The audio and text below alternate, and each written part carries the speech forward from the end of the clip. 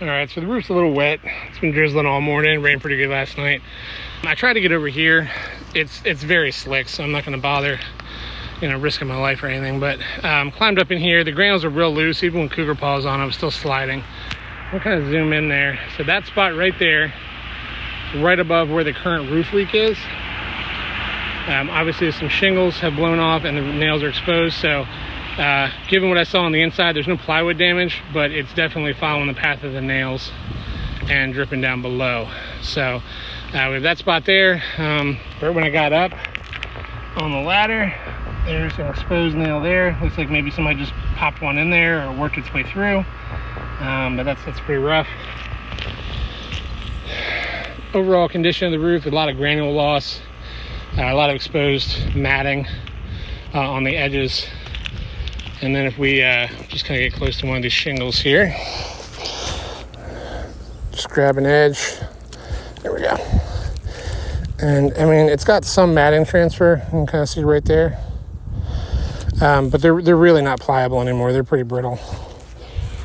Lots of lichen and algae growth on there. If we come down here, obviously this is some sort of addition at some point. Current homeowner has only owned the house since January. And said that most of the stuff that was done in the house prior to that, he thinks that the homeowner did it himself. So I would have to tend to agree with that just because of the condition of that there. Also missed another shingle here. It looks relatively recent considering it's, not wet. If we come down here, this corner is, I don't even want to step on it. If we come over here, obviously that was some sort of addition. That's the door below us.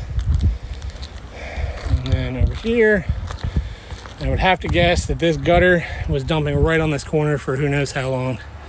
And then they added the downspout afterwards because it's just rotted out and full of what I'm guessing is Flex Seal because of the way it's sprayed on the edges.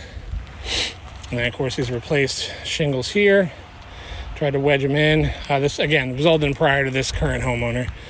And he said that most of the interior work, it's been quite a challenge since they bought the house. Trying to get it up to be livable. Coming up over here, obviously just sort of flex sealed these pipes. A couple more little missing dragon's teeth. Same thing up there. So he said State Farm came out, they denied the claim. He said that his wife called and they wished that they hadn't even called him. So just noticed a couple more dragon's teeth missing here. I would have to guess that they took a look at it and said that there's been multiple repair attempts at this roof. However, I just think we're past the point of repairability now. Shingles are pretty brittle and just kind of past the point. So this is a little concerning just because of how close this is to this valley. But in all reality, we should be able to get ice and water around that and make it okay.